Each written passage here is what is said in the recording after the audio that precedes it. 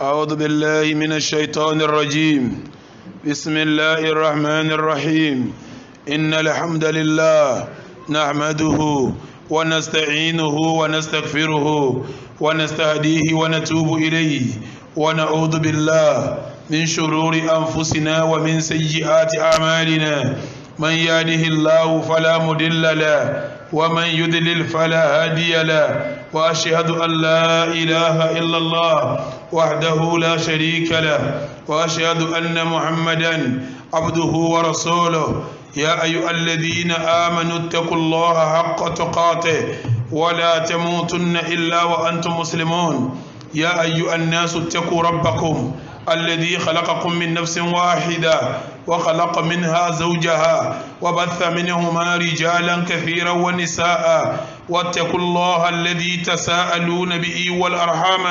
إن الله كان عليكم رقيبا. يا أيها الذين آمنوا اتقوا الله وقولوا قولا سديدا يصلح لكم أعمالكم ويغفر لكم ذنوبكم، ومن يطع الله ورسوله فقد فاز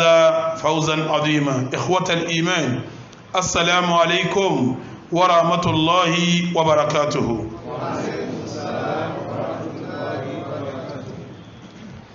أما بعد، فإن أصدق الحديث كتاب الله،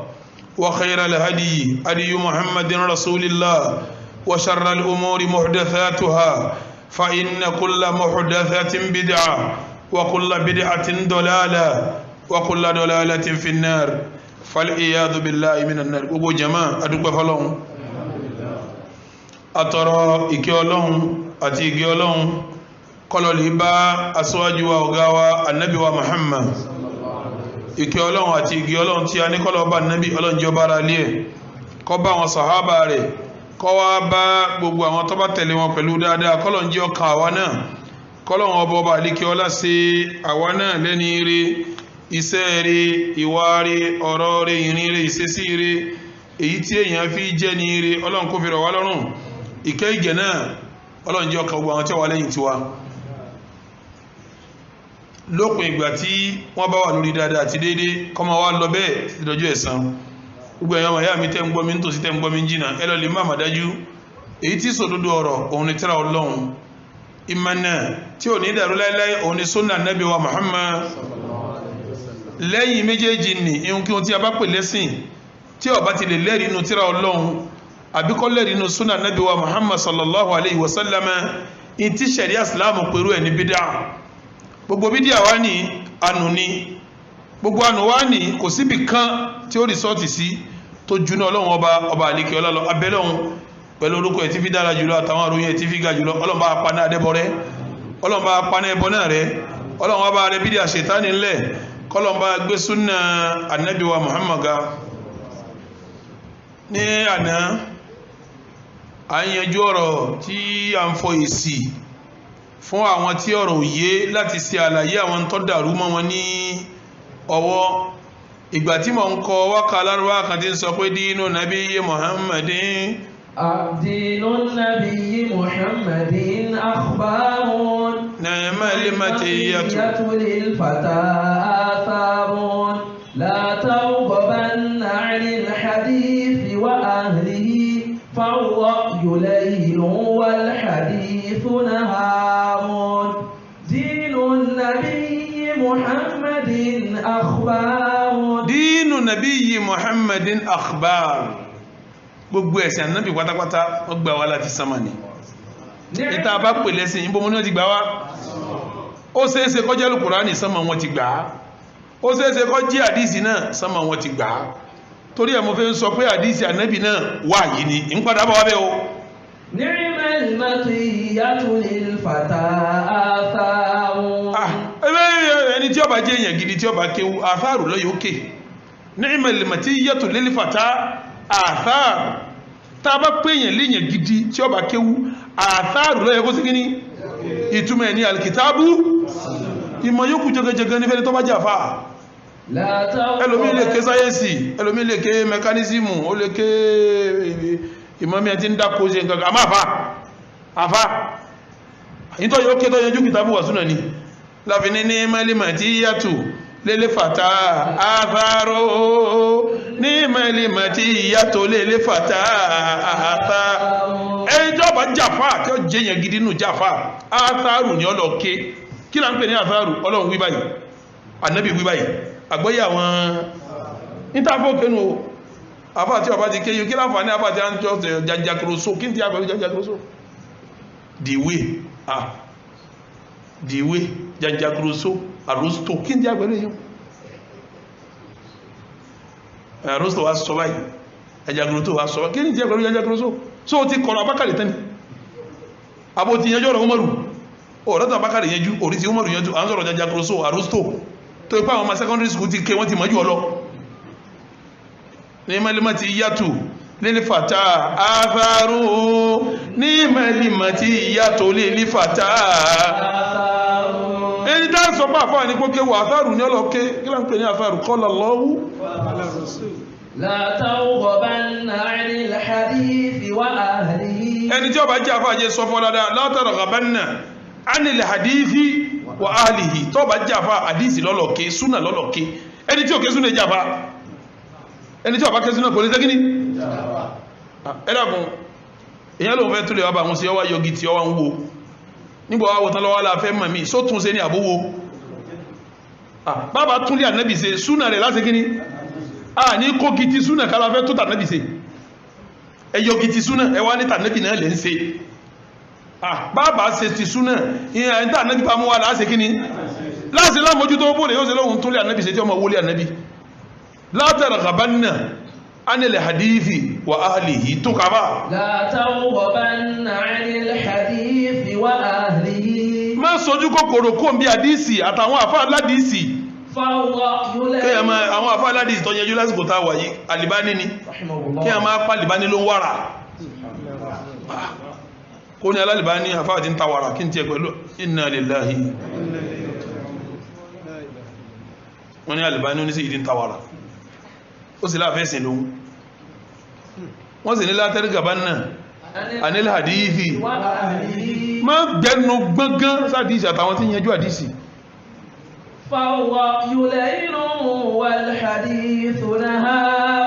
gbogbo àwọn agbárí tẹ́ ń ta mara wọn faráyù à ń tagbárí à ń tọpọlọ léìlú ooru ní wal hadithu náà àdìsì lọ́sán rẹ̀ ẹwà ń kọ́ àwọn èèyàn sínú òkùnkùn ẹ̀fà àwọn èèyàn sínú òkùnkùn ẹ̀sìn ẹwà ń tọpọlọ tí ọjọ́ra wọn mú wàláìlú wàráyù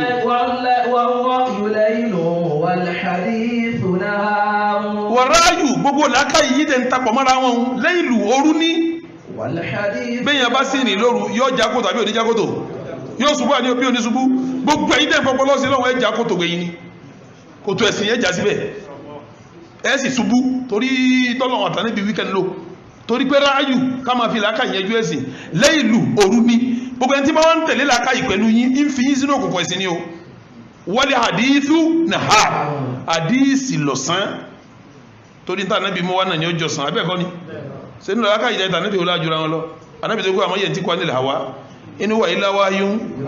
bọ́ sì wọ́kọ́ sọ pé wáyú yóò àwọn kó ládìí kó lálùkùrá ni wọ́n bá wí ọ̀gbìn ń bọ̀ wá fún ọ lẹ́sì rẹ̀ inú wà ilá wọn ní rárá inú wà ilá wọn alùkùrá ni o ó kéwù yanjú èèyàn kéwù yanjú ni èèyàn kéwù yanjú ni èèyàn kéwù yanjú ni ọ̀rọ̀ àdìsí náà ni wọ́n sọ ń jò ní tí mo ní a kí ìyàtọ̀ àdìsí àtàlùkùrá ni níbi ẹgbàwà rẹ̀ bàbá ni ọjọ́ ìdíkẹfẹ́ rí ọgbìn nígbà náà ó pé ọlọ́mọ sánú àṣà ìmọ̀ká àwọn èèyàn mi tó báyìí àìmọ̀ká àwọn èèyàn mi bó ti tó rèé bí wọ́n ti gba àdíìsì wá ní riwayat bẹ́ẹ̀ náà wọ́n gba Al-Qur'ani wá ní kíní láfífí bí sàlàyé látànà ṣe kò sí torí nǹkan yẹn dàrú gan àìmọ̀kan yẹn lágbára gan ọlọ́run òkè lọ́dọ̀ àwọn bẹ́ẹ̀ sì ní tòótọ́ ọ̀sọ́lá náà tẹ́yẹ bá sì kéé mà wal ilmu bi ta'allum ìmọ̀ ní àṣekíní akọni ọ̀rọ̀ riwayat ti náà sọ yìí ó tó wọ́n ẹnìkan sọ fúngbà náà kìrá lọ́wọ́ kò sí riwaya mú ní kí ní ìmọ̀ lágbà sí àìmọ̀ká yí gbógun ọ̀rọ̀ riwayati àwọn èèyàn dìídì dálé kéwúlẹ̀ nítorí riwayati ilé kéwú riwayati ń bẹ Ìbàdàn gbogbo lẹ́yọ̀ báyìí rògbó ti pé méjì bàbá wa Sheikh Zakariya ọ̀rẹ́ mi ni wọ́n Sheikh Zakaria ọ̀rẹ́ mi ni wọ́n kò sí ọ̀rọ̀ alukurani tí wọ́n yanjú Nàìjíríà tí a bá yàn ní síbẹ̀ bàbá yẹn hafiz ni ó sì ka kìrààtì ó tún mọ riwayat ó wá dá ilé kéwú kalẹ̀ kọ̀ wá ní gbàyàn sí ilé kéwú yẹn àfẹni tó bá jáde sànàwí tọ́lọ́ bàbá ẹni tó bá ké sànàwí nìkan ló ní bùkátà sí nígbà tí wọ́n ké sànàwí díẹ̀ tán wọ́ bẹ́ẹ̀ nígbà wá dá ilé kéwú yẹn lẹ̀ tán lẹ́yìn sànàwí yẹn wọ́n wá lọ wọlé kéwú yẹn ọdún mẹ́rin ni wọ́n wá ọdún méjì kétéjì wíìdì wọ́n fọjú méjì kérí wàyáàd ọdún méjì fún kíní ọdún méjì yóò kún kọ́ ìbẹ̀mbàdàn ilé kéwú Sheikh Zakaria ni mọ́ wọ́n mọ̀ mí kò sí tí a rán lé kéwú yẹn tẹ̀júwìdì àti riwayat sí ń táwọn ọmọ tó jáde tó jí tí wọ́n lọ lè kàmbì kan lọ́dún méjì kẹ́nìkan ní òsí sẹ́ni yẹn mọ́ tí ń sọ nínú Islam yìí nínú mẹ́sí yìí ẹ máa wọ nǹkan mátìlẹ̀ lábí Ìbàdàn wọ́n ń ka riwayat mẹ́ wọ́n wá lè parí gbogbo riwayat wọ́n wá yọ riwaya méjì péré riwaya mélòó mú pé méjì péré nínú riwayat méjì péré ni wọ́n fi ń ká ọmọ sánáwì wọn pé ẹ gbọ́dọ̀ mọ́ ń pa riwaya kẹ tó jáde ní ẹjẹ́ ayọ kínkín ń bẹ̀ fún yín tí yóò ẹsẹ̀ wá lọ wọlé kéwù Sheikh Zakaria yóò wá lọ parí riwayat lọ́hùn gbogbo àfáà láyé wọ́n ka riwayat ẹyẹ wo tẹlifíṣàn ni yìí sọ̀rọ̀ riwayat ẹnìkan ní kíra lọ́wọ́ kò sí riwayat aṣọ àmàkádẹ́bẹ̀ wọn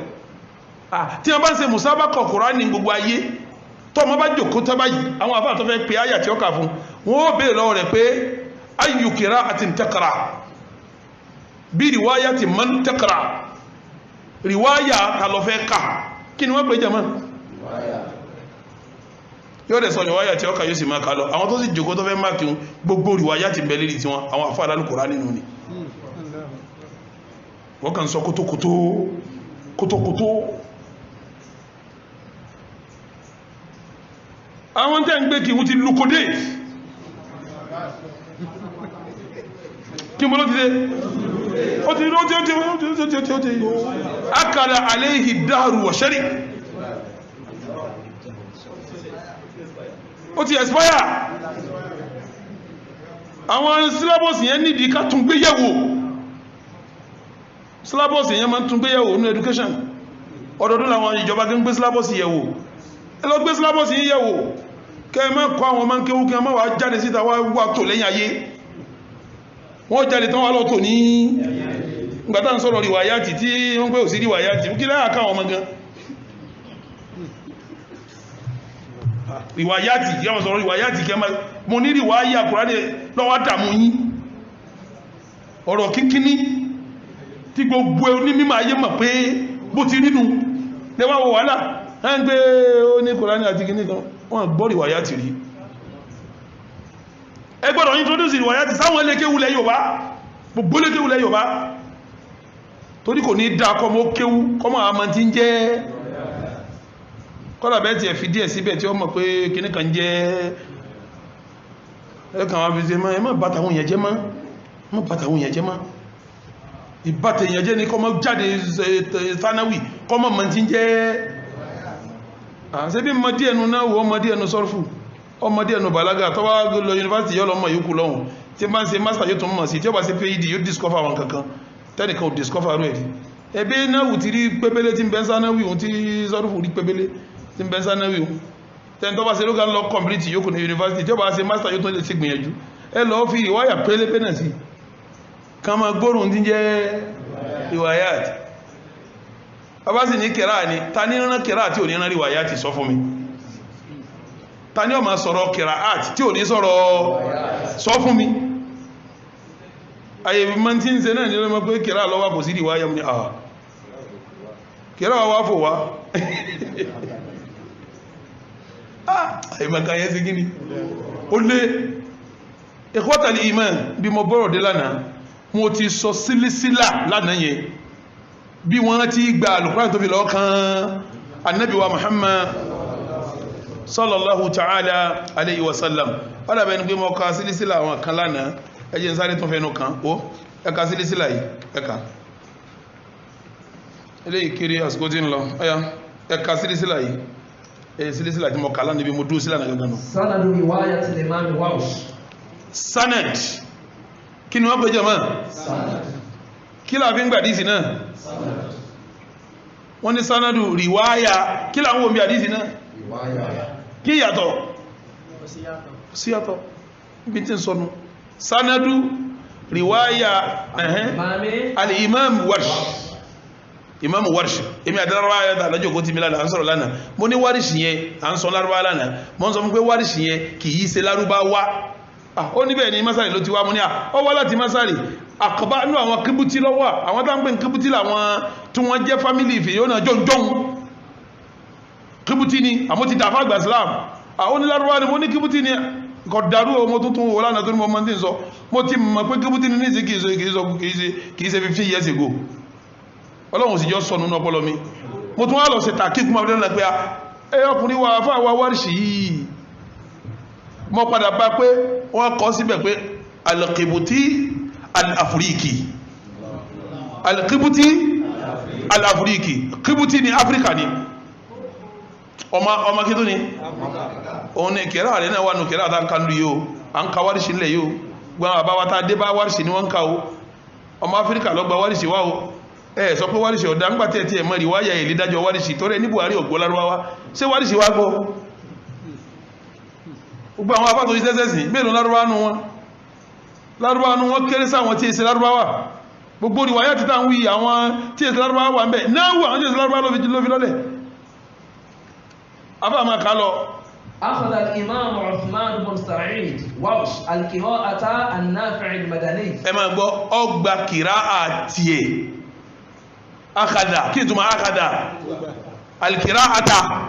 kira rẹ̀ an kini annafi almadani o di meni warsh ọgbà lọ́dọ̀ nafi naam an abi ja'far òun gbà lọ́dọ̀ abi ja'far an abi uwayba ja'far wá gbà lọ́dọ̀ abu hurairah an ubay ibn ka'b abu hurairah wá gbà lọ́dọ̀ ubay bùnú káàbù. عن النبي صلى الله عليه وسلم. ọwọ́ àlọ́ àbúyí bùnú káàbù ọgbà lọ́dọ̀ Ànábì wa Muhammad. àwọn mẹ́fà nù. èyí tí wá ní ṣe wá gbà wá làwọn àti kíni là ń kà bí wọ́n ti ń gbà díìsì náà nù. lágbájá ó gbà lọ́dọ̀ làkásìgbè ó gbà lọ́dọ̀ èyí tó wá gbà wọn wà ní Buhari lọ́gbà wa bá a ti sọ pé wárìṣì lọ́gbà kìrá yìí wá láàmú pé Buhari lọ́gbà bá ti ní kọ̀ọ̀lú náà lọ́gbà yíwá láàmà pé Muslim lọ́gbà bá ti ní dù yí lọ́gbà wá láàmà pé Ibn Majah lọ yàtọ̀ ṣe wọ́n àwọn rìwáyàtì tí wọ́n gbà wáyìí akadé ẹnu rìwáyàtì lánàá akadé ẹ̀ lánàá ṣùgbọ́n òní mo fẹ́ fẹnu kan àwọn rìwáyàtì tí kálukú ń kalu wọn káàkiri tó yàtọ̀tọ̀ torí mọ̀ sọ́lá pé rìwáyà tó wà mélòó mọ́ pé lánàá 20 ni kìrá mẹ́wàá rìwáyà 20 kìrá mélòó mọ́ pé rìwáyà wájẹ́ mélòó sẹ́rà àwọn rìwá ti tọ́jẹ́ tí wọ́n pè 20 àwọn náà tó láwọn tó gbà lọ́dọ̀ wọn o ní ìkàfẹ́ nù kan ní o àwọn náà tún gbà díbà tí ń sọ̀rọ̀ yìí àwọn yẹn ń gba rìwáyà dì sí tí wọ́n gbà sí sálà tí wọ́n lọ gbé kàn náà bí pé lágbájá gbà lọ́dọ̀ lágbájá làkásí gbà lọ́dọ̀ lágbájá lórí lágbà lọ́dọ̀ lágbájá kíníkà lọ́dọ̀ tí ó lọ kàn náà bí díbà tí ń sọ̀rọ̀ yìí bẹ́ẹ̀ náà wọ́n ń gbà díìsì náà díbí nígbà tẹ̀ ní tọ́kí tẹ̀ ní lajú tẹ̀ ní jáde síta ẹ̀kàn jòkó kalẹ̀ lójú kan bẹ́ẹ̀ bọ́ omi tó bá dárógún pẹ̀lú omi tí ń sàn èwo lọ̀gá ẹ̀mí ìsì máwọn èèyàn ẹ jáde kẹ́ mọ̀ wọn ara yín ẹ bá àwọn èèyàn ṣe kẹ́ mọ́ bẹ́ẹ̀ ti mọ́ ẹ lọ́dọ̀ ní àwọn onímọ̀ kẹ́ mọ̀ pé nǹkan bẹ ẹ̀kàn máa dárógún sójú kan máa dàkan rú afáwa wọ́ládì dùd kí mọ́ kọ́kọ́ rẹ̀ alámàtù wọ́ládì dùd bàbá rẹ̀ àfá nínú àfá aládìsí láyé lé ní ọ̀kan ni nínú àfá ológa láyé lé ní ọ̀kan ni nínú àfá oníṣẹ́rí àláyé lé ní ọ̀kan ni alámàtù dùd ni wọ́n ń pè ọgbà àdìsí ló pé ó ní haddathani abi bàbá mi bá mi sọ̀rọ̀ an jaddi an iwan kalọ́bẹ̀ ó fi wá lọ kàkà nabi wa Muhammad kí lè léyìn jama riwaya òun gbà lọ́dọ̀ bàbá rẹ̀ àbí kí n tó mọ̀ riwaya bàbá rẹ̀ gbà lọ́dọ̀ jádù rẹ̀ wọ́n wá gbà bẹ́ẹ̀ ó fi wá lọ kata ní nísìnyí gbogbo àwọn tó bá hálù Kùránì wọ́n máa bí ni pé níbo ló ti ha yóò lọ́dọ̀ àfáà lágbàjá gbà lọ́dọ̀ àfáà ẹ̀yin tẹ́ ha kí ni wọ́n máa fún yín tẹ́ bá gbà tán tẹ́ bá ha tán kí lẹ́ pé kí ni bẹ́ẹ̀ nù já sàún riwaya ni wọ́n sọ ọkùn wọ́n kọ̀yìn tó máa fún já sàún nìtọ̀ ọgbà lọ́dọ̀ lágbàjá gbà lọ́dọ̀ lágbàjá wọ́n wà kọ́ bẹ̀ tí ó fi wá lọ kà Nábì wa Muhammad ẹ̀dàkùn kí lẹ́yìn náà jẹ́mọ́ riwaya tí ó dàrú láti jọjọ́ ohun tí ẹ̀yin wá wà níbi tẹ́wà èyàn máa sún nínú mímọ̀ ìyẹn sí kíní èyàn sún ni ní ó jẹ́ kí èyàn mọ̀ ìwọ̀n ààrẹ níjọ́ téèyàn bá ti téèyàn bá mọ̀ kékeré tó rọ̀pọ̀ ní mímọ̀ èyàn mọ̀ rọ̀pọ̀ mọ̀ nǹkan tí mọ̀ yẹn bá pọ̀ tán èyàn mọ̀ pé nǹkan sì tún kù yóò wá jẹ́ kára ó sí kíní kò ní lè ṣe fàárí kò ní lè gbégún kò ní lè sákọ́ ẹ̀mọ̀ káàbò ìfò ní mọ́ fọ́gbà wò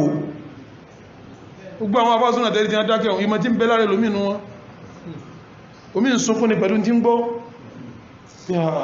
ọlọ́run bólayé ń lọ báyìí tí wọ́n máa sàdúrà ń kọ́rọ̀ pé tọ́ ọlọ́mà tún sí owó ẹsà méjì mọ́ ọ̀yẹ́ ti ní ìdàdúrà àwọn kìíní yẹn ti ó ti kọjá kìíní ó ní ìdíkásẹ̀ kí á mú lè ká sàdúrà ìsìláàmù ní ń yá yẹn ìsìláàmù ní ń yá ẹ̀sìn ní ń bàjẹ́ kí yẹn máa fi láákàyè àwọn ọ̀tá ìsìláàmù bá ìsìláàmù sọ̀rọ̀ láákàyè àwọn ọ̀tá ìsìláàmù kí yẹn máa fi àdírẹ́sì mùsùlùmí ìsìláàmù ní kóbà táwọn kó rọ̀pọ̀rọ̀ ní tí wọ́n mọ̀ fi ṣiṣẹ́ ẹ̀mọ̀pá burú ní ẹjẹ́ ń fi ń lẹ̀ náà ibi tí wọ́n lọ gangan àwọn kìràátù wo là wọ́n ń kà láyé lónìí tọ́pọ̀ jù kò fẹ́ ràn ọyàfà báńkà ilé أسباب انتشار بعض الروايات كايلي أشهر القراءات في العصر الحالي أما قراءة تنكا ليلني وفيسو ومن أشهر القراءات التي يقرأ بها عامة الناس في عصرنا الحالي ما يلي àwọn tá ń kà láyé lónìí tó pọ̀ òun la fẹ́ kà yìí la fẹ́ sọ yìí ṣe mọ̀ pé kẹrà àmọ́kúlé yìí ìwọ̀n ń padà bọ̀ wá bí riwaya ń padà bọ̀ wá bí kíní riwayat ṣe àpẹ́ ta bá ní kẹrà ìmáàmù lónìí ọmọ akéwú lónìí wọ́n ń ka kẹrà kíní Asim wọ́n ń ka kẹrà tani Asim muntashiratun fil alam al-islami òun lọ pọ̀ jù gbogbo àgbáyé Islam kìrá ìmáàmù wo sẹ́mà kó ní rọ̀wí méjì abẹ́kọ́ a padà sọ bí wọ́n ti ń ka rìwáyà ìkíní àti rìwáyà sẹ́mà páwọn rọ̀wí wọn náà tún ní rọ̀wí o àkàmẹ́nu dé ibẹ̀un ni o ọya wọ́n tún ka kìrá kìlò kìrá àtàwọn tún kàn Nafi òun náà pọ̀ láyé muntashiratun fi bilad al-maghrib al-arabi wọ́n ka ní Maghrib Morocco wọ́n kàn bẹ́ West Africa ibi àwà yínú à ń kaná fi ń bẹ́ wà ila haddi ma ba'd nawahi Misr láwọn apá kan Egypti wọ́n ka kìrá náà fi ń bẹ́ láwọn apá kan ní sẹ́gbẹ́tùmẹ̀ nípa àwọn apá kan ọ̀ká àbíjẹ̀ kan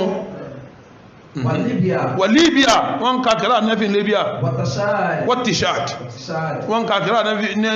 ní Tishad ẹ̀mọ́gbé Tishad làwọn pè náà قراءة أبي عمرو البصري قراءة أبي عمرو البصري يقرأ بها آل الصومال أورا الصومال أنكا والسودان أورا السودان أنكا أورا تشاد تونكا ونيجيريا أنكا نيجيريا وأواسط إفريقيا أورا باك أفريقيا نان تونكا أورا كلا أولا كاينيزي أورا كلا لما كوي أورا قراءة أنكا القرآن ميلو نوا ميلو لكم ولا نا ميوا mẹ́ta ni wọ́n ń ka jù láyé mẹ́ta ni wọ́n ń segin wọ́n ń ka kìrá Asim wọ́n dẹ̀ ń ka kìrá Nafi wọ́n dẹ̀ ń ka kìrá Abu Amr al-Basri kò tú èyí tí wọ́n ń ka jù láyé kò túmọ̀ pé wọ́n kà yí tí ó kù náà sẹ́ẹ̀rí bí wọ́n ti ń ka yìí tí mo fẹ́ sọ fún yín nù bẹ́ẹ̀ ni wọ́n ń tẹ Al-Qur'ani jáde irú àwọn ará Saudi wọ́n tẹ kìrá Asimu jáde wọ́n sì máa sábà tẹ kìrá Nafi tí ẹ bá dé Magribi àwọn Libya kankan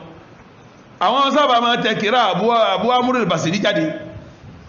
tó pé tẹ́fẹ́ bí Kùránì síra wọn yọ́ yàtọ̀tọ̀ sí sẹ́rí bí wọ́n tẹ kìrá kọ̀ọ̀kan yìí bẹ́ẹ̀ wọ́n tẹ Kùránì pẹ̀lú rìwáyà wọ́n ní qira'atu Asim bí riwayati Hafs àbíkún ní riwayati Hafs qira'atu Asim sí àkọ́ automatically nísìn tí a bá fẹ́ tẹnu àwọn àfáà mẹ́wẹ̀ wáyé tí wọ́n tẹ Kùránì wọn pẹ̀lú riwaya méjì Kùránì mélòó wọ́n tẹ kí ló sọ di 20 ṣe bí riwayati náà ni kí ló jáde ìsìn náà pọ̀ riwayati náà ni riwayati náà ni ọya ẹbá ń ka aṣíhárù riwayati fil asr al-hali ṣe ma pé kìràáti lásán lẹ́ẹ̀kan àwọn afẹ́ sọ riwayati tó pọ̀ jù láyé lẹ́ni naam aṣíhárù riwayati fil asr al-hali àwọn riwayati tó pọ̀ láyé lẹ́ni tàwà yìí kéèyàn ní kò sí riwaya ní gbogbo ayé náà yẹn wá ní kìrà lọ́wọ́ kò sí riwaya ẹni yóò sí níbi ìgbàgbáyé mọ̀ kò sí lágbàáyé kí mo pé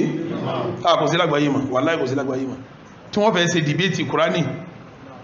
tí wọ́n ma bìyàn lé gbogbo ayé pé ayò riwaya ti ń takara riwaya wo lọ fẹ́ ká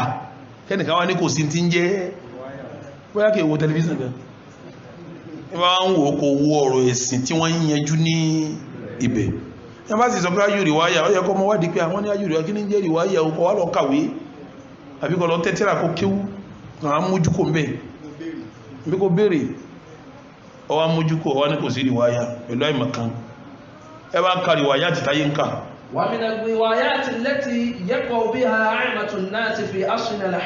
nínú àwọn riwaya ti táwọn èèyàn ń kájù láyé òní tá a wà yìí ní riwaya ti ń bọ̀ yìí wọ́n máa ka riwaya tó Hafsin an Asim riwaya tí Hafsu gbà wá lọ́dọ̀ Asim هي أكثر رواية منتشرة أكثر رواية نعم هي أكثر رواية منتشرة في العالم الإسلامي òun ni riwaya tó fọ́nká gbogbo àgbáyé Islam jù riwaya ta ni Hafs an kini an Asim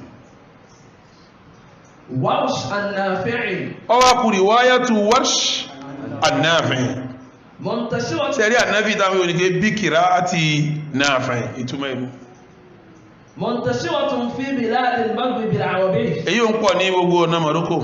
الجزائر Algeria والمغرب Morocco gangan وموريتانيا Mauritania ogo tọ́ra wa náà ń ka Nigeria ẹlòmí náà ń ka kọ̀mọ̀tí kọ̀mọ̀kí tó ń kà nẹ́nu wọ́n kà lọ́lé kí wọ́n kà gbá kí wọ́n sì kí wọ́n tó náà dáfà yí ń ka kọ̀mọ̀tí ń kà ìyàwó jẹ́ àfà kọ̀mọ̀tí وفي غرب إفريقيا ní West Africa bí báyìí à ń ka qira'atu Warsh an Nafi' السنغال wọ́n ka Senegal والنيجر wọ́n ka Niger ومالي wọ́n ka Mali ونيجيريا wọ́n ka Nigeria وغيرها àti gbogbo mìíràn káàkiri à ń ka Warsh an Nafi' so lè ka Warsh kan fún an Nafi' بسم الله الرحمن الرحيم وما أرسلناك إلا مبشرا ونذيرا ẹgbọ́n tọ́ka o illa mubashiran wa nadhira yọ kàmí jẹ́ torí pọ́yàtọ̀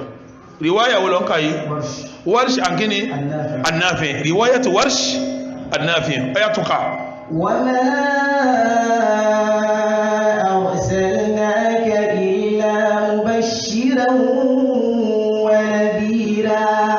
illa mubashiran wa nadhira àti àbí kò pé rọ ó ti yé yín mubashiran wa nadhira táwọn bá máa ṣe ní ẹnka jọjọ àwọn là ń karọ àwọn ń kara riwaya méjèèjì riwaya la bàbá wọn ka Warsh an Nafi' ni wọn ka tí ẹ ń ṣe rárá Warsh àti ẹ̀kọ́ ni wọ́n ní àwọn àbá yìí pé rọ tẹ̀rì kíkì wọ́n ń ṣe wọ́n yìí ṣe tafkhim abẹ́ẹ̀kọ́ ni àwọn bàbá wa yuraqiqun ilá mọ̀ bá ṣe ra wọn náà ṣe ra abẹ́ẹ̀kọ́ ni tẹ̀rì kíkì nù òun ni riwayatu Warsh an Nafi' lábátà bàbá wa ṣe gíní ọya bá ń káyà ń kalẹ̀ قل ما أسألكم عليه من min ajr Warsh an-Nafi kò ní min ajrin kò ní kíni min ìtawà ń kà nísìnyí min ajrin ìtawà bá máa ń kà tẹ́ bá lọ́wọ́ àwọn Kùránì yẹn gan dáàdi wa mo bá lọ́dọ̀ wọn èmi gan ní kọ́pì kan lè bá gbé dání alifu gan wọn ò ní wọ alifu wọn ò ní sẹ́kíní wọn ò ní wọ wọn wà ní min ajr òun náà ń pè ní qira'atu Warsh an-Nafi máa káyà ní lọ. إلا من شاء أن يتخذ إلى ربه سبيلا قراءة ورش النافع أيا بانكا كرامي بانكا رواية قولون النافع àti Warsh àti Qawlun ọmọ kéwú Nafi'u ni wọ́n sì gba rìwáyà ọ̀yà bá. وما أرسلناك إلا مبشرا ونذيرا. sẹ́ẹ̀rí yàtọ̀ èyí tó kàgbẹ̀ yìí rìwáyàtù Qawlun an-Nafi' èyí tó kàlẹ́ kankan ní rìwáyàtù Warsh an-Nafi' ọ̀yàtọ̀ àbí ọ̀yàtọ̀ èyí tó bá jẹ́ lẹ́yìn mẹ́kan tí a bá kàkà yóò ní àkọ̀máka kò ní mọ̀ kóhun ní ìmọ̀ gbọ́dọ̀ ìmọ̀ fẹjú kíyàn ó ṣe pẹ̀lẹ́pẹ̀lẹ́ ìmọ̀ ṣe kíni kíyàn ó ṣe kóyé fọ́wà wò yíwọ́n wò pé táàsì mọ́ bí tọ́ mọ́ ọya káyà ń kalẹ̀ as'alukum alayhi min ajr. sẹ́rẹ̀kọ́ yàtọ̀ sí tẹ̀kan as'alukum lọ́ka lẹ́ẹ̀kan kul ma as'alukum riwayatu Qawlun an-Nafi' káàjì kalẹ̀ illa man sha'a an yattakhidha ila rabbihi sabila. riwayatu Qawlun an-Nafi' ọya bá ń káyà wọn náà kọ́ bá ń ká riwayatu Hafs an Asim pẹ̀lú ayaye وما أرسلناك إلا مبشرا ونذيرا قل ما أسألكم عليه من أجر قل ما أسألكم عليه من أجر ẹ̀rí pé rìwáyà tí ń kà yìí tó jẹ́ rìwáyà Hafs an Asim ó fẹ́ súnmọ́ rìwáyà Warsh an Qawlun ìyàtọ̀ díẹ̀ ló ṣe gíní ìyàtọ̀ wọn náà ní fi ń jẹ́ rìwáyà àyàtọ̀ tí yọ̀bá fọ́ra tí ò ní ṣe gíní tí ò ní fẹ́ ma ọyá máa ká lọ torí Warsh tẹ̀rìkìkì ló ń ṣe Hafs ṣe tafkhim náà إلا من شاء أن يتخذ إلى ربه سبيلا. رواية حفص عن عاصم أيها بانك رواية خلف عن حمزة بالرواية رواية خلف عن إمام منه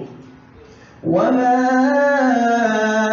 أرسلناك إلا مبشرا ونذيرا. مبشرا ونذيرا سيدي كو ياتو ابي ياتو ايا كابي كازواجو قل ما أسألكم عليه من أجر سيدي إلا من او سيغني او يسو سو بي اجري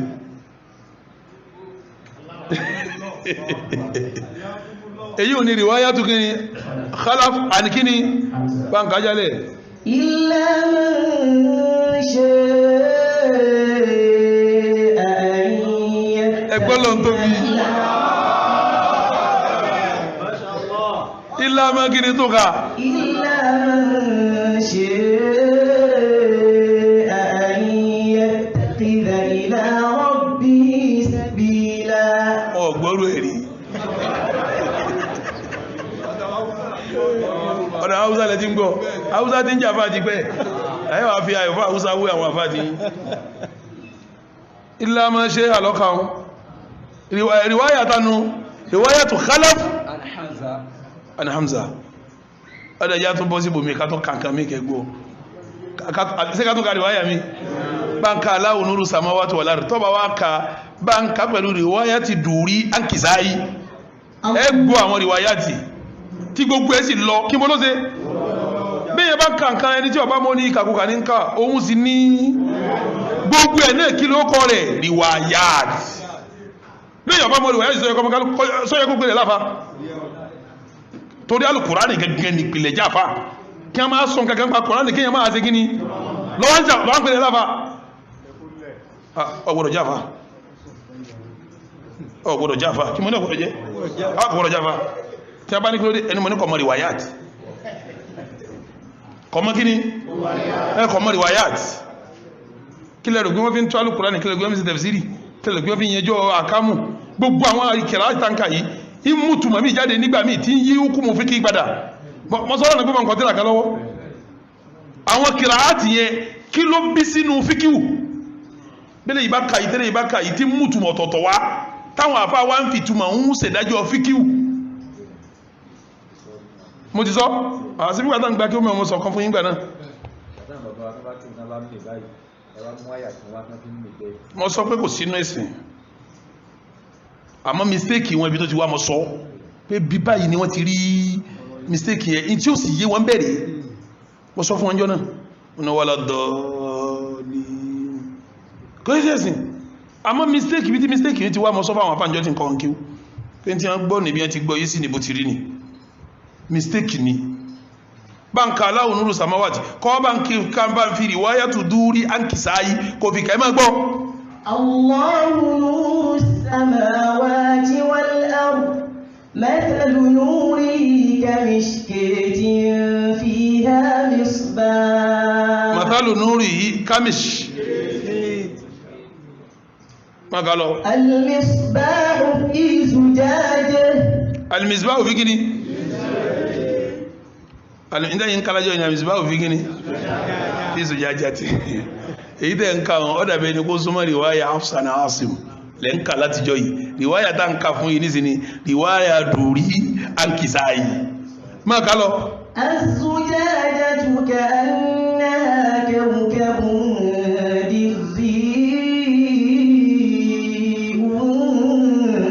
توقد. sẹ́gbọ́ kí lè yín káyé tẹ́lẹ̀ كأنها كوكب دري jùn bá tún bẹ̀ ń ka. كأنها كوكب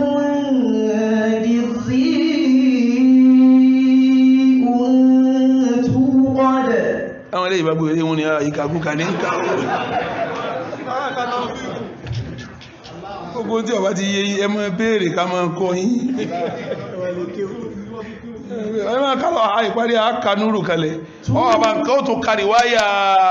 àbí àrífẹ́ àǹkìsáyọ́ ọba nǹkan yóò náà tọrọ yàtọ̀ sí kìsáyí méjì mọ́gbà lọ́dọ̀ rẹ̀ má kà yóò lọ náà توقد من شجرة مباركة زيتونة لا شرقية ولا غربية ولا غربية لوانقا أبيبو هون رواية حفص عن عاصم من صوبا يكاد زيتها يضيء ولو لم تمسسه نار نور على نور يهدي الله لنوره من يشاء ويضرب الله الأمثال للناس والله بكل شيء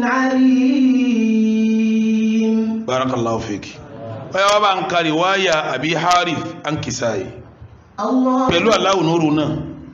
Allahu nuru samawati wal ard. Mathalu nurihi kamishkatin fiha misbah. Al-misbahu fi zujajah.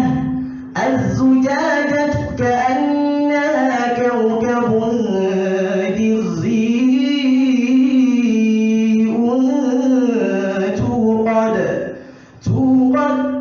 sẹ́n pé nígbàtí ń ka kámìsì ká tí ó yàtọ̀ sí bó ti kàtẹ̀ kan ìgbà tó wá débi fi àdòrí jù àbíkíní irú bó ti ká ló tún ká ríwá àfá kan náà lọ́kọ́ ma kíwú tí ń ka kankan nǹkan ọ̀tọ̀ọ̀tọ̀ yìí o kìsáyí lọ́kọ́ kìíní kìsáyí lọ́kọ́ nǹkan ọ̀tọ̀ọ̀tọ̀ wọ́n sì kọ́ lọ́dọ̀ ẹ̀ ni wọ́n sì fi kọ́ ọmọ aráyé máa ń sọ àbá tún gbé látòkè. Allahu nuru samawati wal ard mathalu nurihi kamishkatin fiha misbah al-misbah fi zujadah az-zujadatu sùjáàjì ń tẹ̀kan àbí má kà lọ. az-zujadatu ka'annaha kawkabun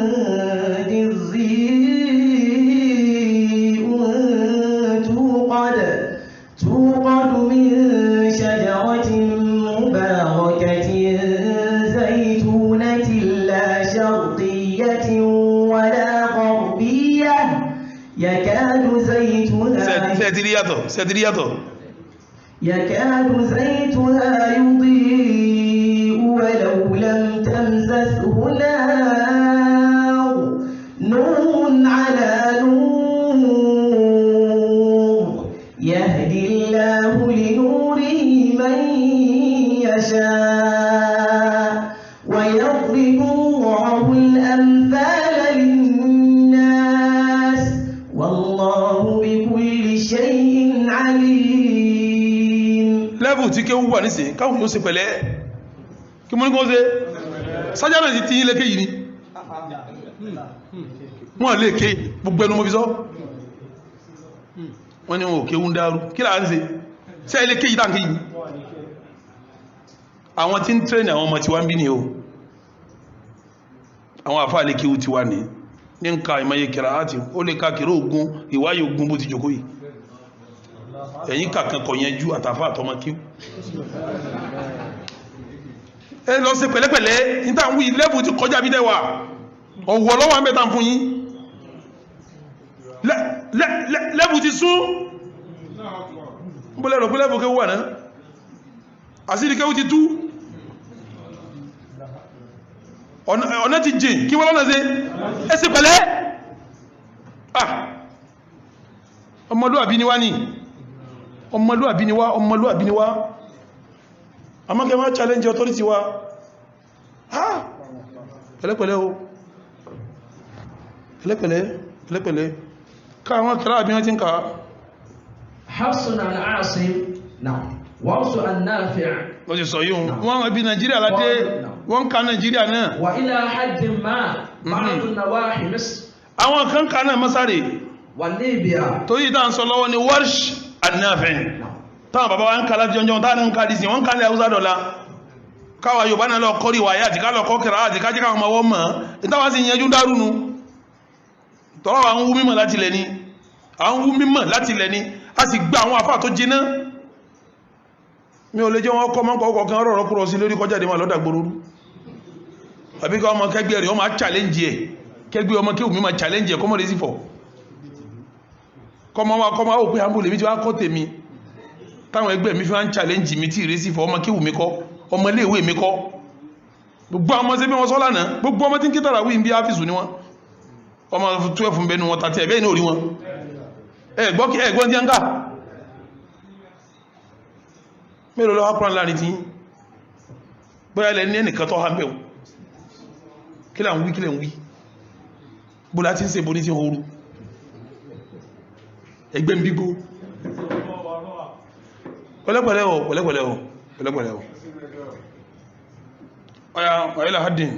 وإلى حد ما بعض النواحي مصر وليبيا àwọn apá kan Libya àwọn apá kan Masari wọ́n ka Warsh Nafi ń bẹ àti Tishad wọ́n ka riwaya yìí ń bẹ ẹmọ̀ pẹ́ ẹ̀ka tá ń ka àwọn ìlú ilé kan kìrá là ń sọ ọ̀rọ̀ kí là ń sọ nísìnyí riwaya àti ní Tunisia lọ́wọ́ wọ́n ka ń bẹ riwayatu Qalun an-Nafi منتشرة في تونس èyí ń pọ̀ ní Tunisia وبعض بلاد المغرب àti ní Morocco láwọn apá kan Morocco wọ́n ń ka Qalun àti kàdà ní bílẹ̀ ni ó bí wọ́n àti ẹnìyàn ilá mubashiran wa nadira riwayatu Duri عن أبي عمرو البصري tó gbà lọ́dọ̀ Abi Amr al-Basri يقرأ بها أهل الصومال àwọn ará Somali ní ń ka riwaya yẹn والسودان àwọn Sudan ní ń ka riwaya yẹn والتشاد àwọn Tishad ní ń ka riwaya yẹn والنيجيري Nigeria náà ń ka وواسط àtàwọn apá kan láwọn ògo inú Áfíríkà náà wọ́n tó ń ka riwaya Duri an Abi Amr al-Basri. Naam.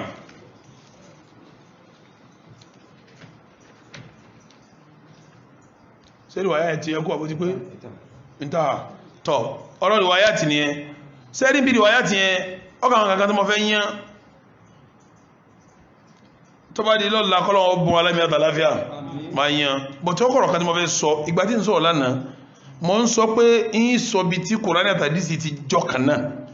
mo wá ní sọ bí wọ́n ti ṣe kíní ibi wọ́n ti yàtọ̀ ọ̀nà mélòó mo pè lánàá àmọ́sọ́ méjì kọ́ mọ́lọ́nà mẹ́fà wọ́n sọ lánàá mọ́lọ́nà mẹ́fà wọ́n ṣe kíní wọ́n ti yàtọ̀ ẹjẹ́ sáré kọ̀nà mẹ́fẹ́fà wọn kò gùn rárá yín kà sáré ka ẹ gbọ́ ni ibi tí Al-Kùránì tó ti yàtọ̀ pẹ̀lú hadith ọ̀nà mélòó mo pè jẹ́ mọ́ ọ̀nà mẹ́fà níbi riwayati kí mọ́ pàwọn méjèèjì ìkàkànnà ọ̀rọ̀ òun ni mo sọ tí ò yé wọn tí wọ́n fi bẹ̀rẹ̀ sí sọ kò yé wọn ìmọ̀ wọn ò débẹ̀ in tí wọ́n mọ̀ ni mo fẹ́ kà fún wọn yìí tí wọ́n fi ń dá mi lóhùn èyí tí wọ́n mọ̀ èyí tí wọ́n mọ̀ ohun lè mí sọ kọ̀wá ṣe kí ni ó dàrú mọ́ lọ́wọ́ àmọ́gbà mọ́ sàlàyé ẹni sí kí ló ṣe ta ni òye nìsí ríwáyà ní méjèèjì mo tó tó sọ bá ti ń ṣe ríwáyà lùkọ́ bẹ́ẹ̀ là ń ṣe ríwáyà ẹgbẹ́ làwọn méjì níbi kíní ibi wọn ti ṣẹgbẹ́ ọ̀nà mẹ́fà ọ̀nà mélòó mọ́ pé àkọ́kọ́ Al-Qur'an kulluhu kalamullah Al-Qur'an látọ̀gbẹ̀ tó fi délé rẹ̀ ọ̀rọ̀ ta ní ọ̀rọ̀ Ọlọ́run ní o ńgbà tó jẹ́ sí pé súnà jẹ́ ọ̀rọ̀ Ànábì wa Muhammad ìyàtọ̀ kanu inú súnà tàwà wíwú náà kí n pín sí méjì èyí tọ́jọ́ ọ̀rọ̀ Ọlọ́run wà ń bẹ èyí tọ́jọ́ ọ̀rọ̀ Ànábì wà ń bẹ al-ahadithul qudusiyya ọ̀rọ̀ Ọlọ́run tó sọ fún Ànábì nìyí tí ò sí Jìbìrìlù ní ọwá kó ahadithun nabawiyya ọ̀rọ̀ tó Ànábì ṣe gíní tó sọ fún rẹ̀ kọ́dà táwọn sàábé bá sọ ń pa Ànábì náà tí wọ́n sọ ń pa Ànábì náà ara àdísì láti gíní láàkà sí sẹ́ẹ̀rí kó ti yàtọ̀ sí Al-Qur'an ọ̀nà àkọ́kọ́ nù ọ̀nà ẹlẹ́ẹ̀kejì Al-Qur'an mu'jizun bi lafzihi ọ̀rọ̀ kan tó ń lọ lọ́wọ́ tá dá sí kí mo láti pẹ̀lú ògo Ọlọ́run dá sí nígbàtí mo fẹ́ sọ̀rọ̀ sí tó jẹ́ rántí nù mo ní mu'jizun bi lafzihi mu'jizun bi lafzihi ẹni tí ń sọ̀rọ̀ òun náà máa sọ tá ń sọ yìí àmọ́ kò yé ó tún kọlu padà kí mo ló tún ṣe padà ọ sọ tán tó kọlu padà Al-Qur'an mu'jizun bi lafzihi pẹ̀lú láfùdù tá ń pè wọn kul huwa Allahu ahad ọkẹ́ níbọ̀dì lágara ọkẹ́ níbọ̀dì ní kíní kí ló fà tí láfùdù wọn fi kó yà lágara torí pọ̀rọ̀ ta ní kẹ́nìkan wá lálùkùránì èdè bèyí sí ọ̀rọ̀ Ọlọ́run kó ní kàlámù nafsani ìtumẹ̀ ní pé Jìbìrìlù ń wà Ànábì báyìí in tí Jìbìrìlù wá fẹ́ sọ yí wá ń bọ́ sínú ọkàn Ànábì wá ń fi èdè tí ẹ gbé tí ń já sí pé àwọn láfsù tó lùkùránì bá wà ta ló ní láfsù ń gbà wọn ẹni náà wẹ́ àwọn àṣáyírà tàwọn kanú àwọn Mu'tazila ní sọ wọn ò tún wá rí sọ bóhun ti sọ́hun òun tún sì sọ orí kàkọ̀ gbọ́yé àwọn yẹn ti kéwú fa pẹ̀lẹ́pẹ̀lẹ́ ṣé mọ̀ pé tó bá ti lè di pé a sọ pé alfáàdù al-Qur'an kìí ṣe tọ́lọ́mọ́ Ànábì ló ṣe kíní lónìí kò lè jẹ́ mọ́jízù má kò lè kóyàn lágara má ó ti bọ́ sípò tàdí sí kíní ta ní wá ń pàlù kọ́nà tàdí sí lẹ́gbẹ̀ẹ́ ara wọn nísìn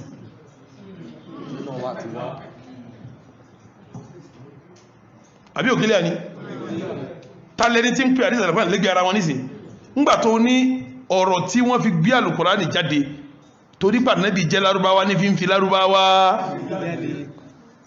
ajásígbà nẹ́bì ló ní èdè inú àlùkùránì abẹ́kọ́ ok ta ló lè dàdísì náà kí yàtọ̀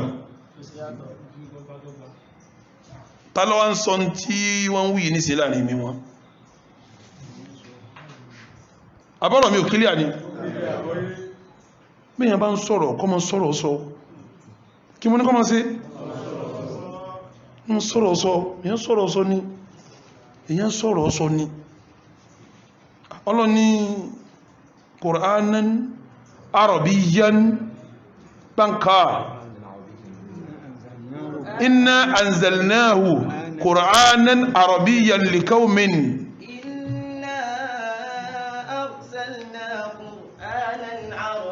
لقوم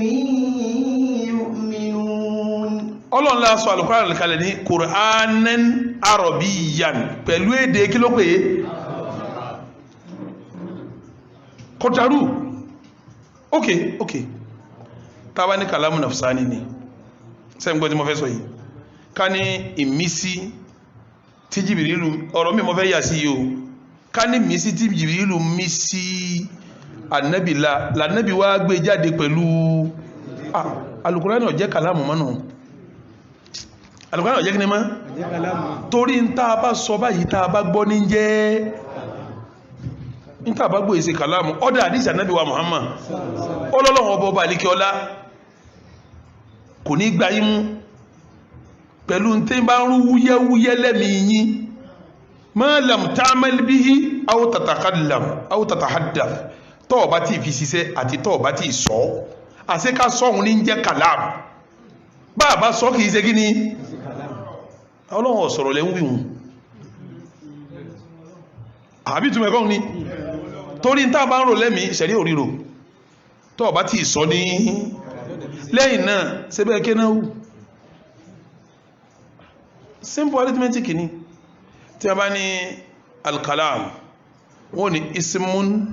wa fi'lun wa harfun ismun wa fi'lun wa harfun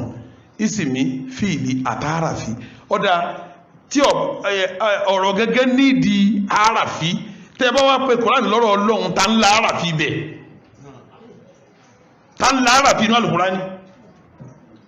ìtumẹ̀ ní pọ́lọ̀ ní mí ní Ànábì ní kẹ̀ẹ́ sọ̀rọ̀ Ọlọ́run mọ́nà ọ̀rọ̀ Ọlọ́run àtànábì nù bẹ́ẹ̀ bá sọ pé Ọlọ́run àtànábì Al-Kùránì kí lè yẹn sí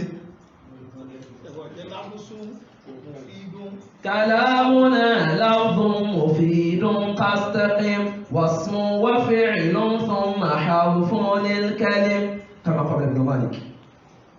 mọ̀gẹ́ni bùn Málíkì lọ́kàn alifiyatu bùn Málíkì ti náà wùdó tó kàn bó lẹ́sẹ̀ sọ pàràfí kò sí látọ̀dọ̀ Ọlọ́run sẹ́mà kó rọrùn fẹ́ni tí a bá mí sí láti ẹ̀nà gbọ́dọ̀ jáde kó gbé ń tọ́ bá wù jáde abẹ́ẹ̀kọ́ nínú kó lé nínú kó dín ajásí pàlù Kùránì gan ò pé kò lé kò dín wàhálà mẹ́bẹ̀ tẹ́ bá pẹ́ Al-Kùránì ní kàlámù nafsani in túnmọ̀ pa Nábì ló ní èdè tẹ́rẹ́lú Kùránì Ọlọ́run ló ní mínì abẹ́ẹ̀kọ́ Ọlọ́run àtànábì lọ́jọ́ sí kí ni tádìsí bá wá ní tànábì bá ní àràfí Al-Kùránì tó ipò òun ló ní èdè tó fi Al-Kùránì tánlẹ̀ tó fi kàdísì náà kí n yàtọ̀ méjèèjì ọ̀rọ̀ tó burú jáì ó ló sí kí ni tọ́lọ̀ ń sọ pé bilisanin arabiyyin mubin aṣọ Al-Kùránì kalẹ̀ bilisanin arabiyyin mubin pẹ̀lú ahọ́n Lárúbáwá tó kílíà ìtakáyà ní náà ìtakáyà ní a máa já pé tọ́wọ́ ipá Nábì lọ́bá ní torí pá Nábì jẹ́ Lárúbáwá ló fi Lárúbáwá gbé síta nígbà wọ́n se mí sí ilá a máa já pé àyàtọ̀ ní bilisanin arabiyyin mubin ní àyà ń kúrọ́ sọ́kúsọ̀ yìí ti pọ̀ jù ibẹ̀ wọn kí n sí ń lọ àmọ́ bí mọ́dé ni Al-Qur'ani mu'jizun bi lafzihi Al-Qur'ani pẹ̀lú àwọn láfùsù rẹ̀ àwọn wọ́ọ̀dù tó wà ń bẹ̀ ó kó ní ní ti súnà orí bẹ̀ o bí khilafi súnà fa innaha laysat mu'jizatan bi lafziha àwọn láfùsù súnà kìí ṣe tó kó ní ní agara ó di mélòó tí mo sọ báhùn mélòó mo pé ẹlẹ́kẹta Al-Qur'anu muta'abbadun bi tilawatihi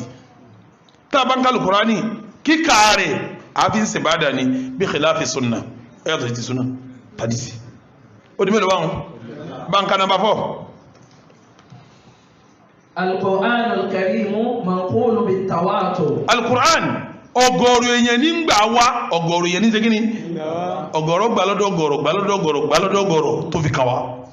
بينما السنة àdìsí ní نقلت بالتواتر àwọn èyí tọ́gọ̀rọ̀ èèyàn gbà wá ń bẹ ń bẹ والآحاد. àwọn èyí téèyàn kọ̀ọ̀kan gbà wá ń bẹ ń bẹ só ti yé ní mo fi sọ́nà pé a máa rí kìrá a mutawatira a sì máa rádìsí mutawatir àwọn tó gbàjọ pọ̀ ni wọ́n pàdé níbi gbígbà wọn ẹ̀yà mọ̀ sọ àfá. القرآن الكريم ó di mélòó tí mo kà báyìí ودمري. ó di mẹ́rin báńkẹ́lẹ̀ karùn-ún. القرآن الكريم يجود ويتلى. alukuran tá a bá ń ka a gbọ́dọ̀ ká pẹ̀lú tajwid ni a máa ká pẹ̀lú kíni tajwid wàyú tìlà a sì máa ṣe tìláwà rẹ̀ gbogbo gbà àní jìnnà sí máa ká láàárọ̀ ká lọ́sàn ká lálẹ́ a sì máa ká pẹ̀lú tajwid. والسنة súnà ní لا يطلب فيها ذلك. ààrẹ tí ká fi tajwid ka súnà a sì retí ká máa ká ní ẹ̀rọ ọ̀sán alẹ́ bá ti máa tìláwà alukuran yàtọ̀ wà ń bẹ̀.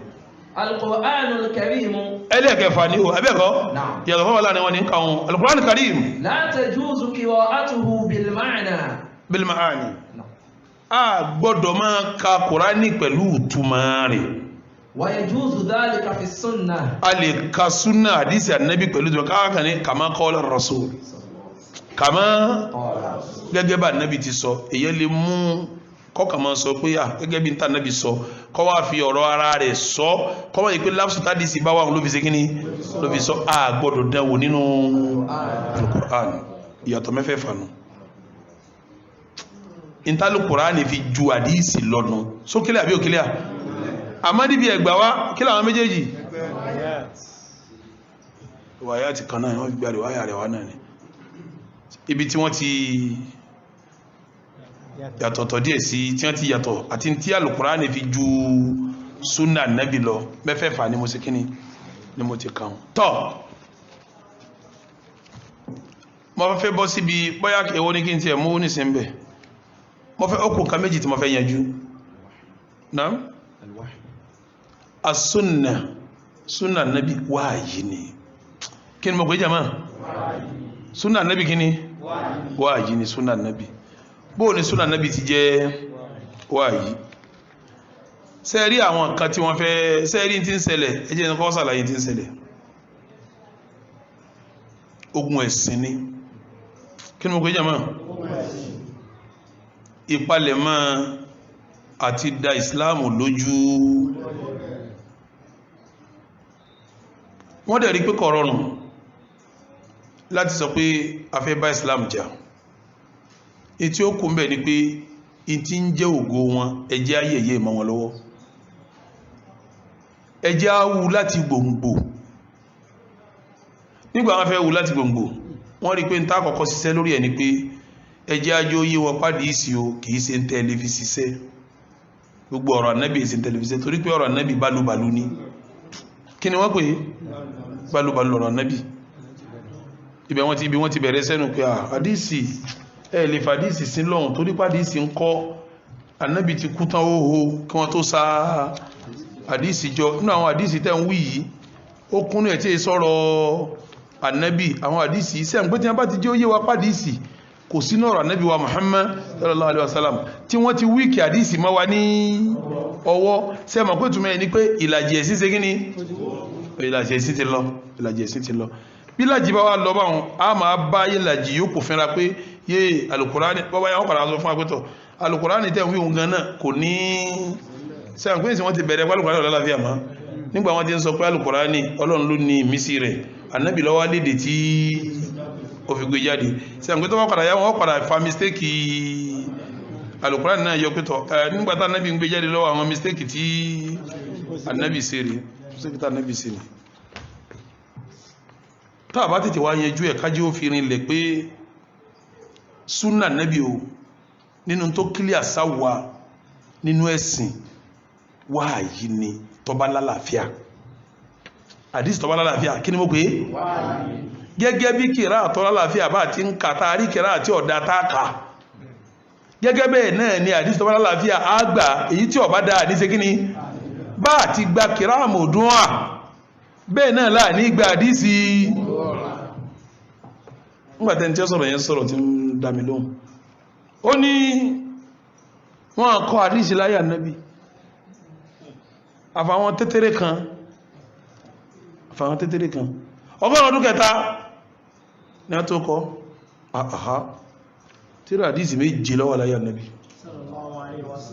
tíra àdísì mélòó ìwé èyí tó kéré jùnú tí wọ́n pé wọ́n kọ́ àdísì ẹlẹ́bàá yìí tíra méje ni ẹ jẹ́ sáré kà fún yín kẹgbọ́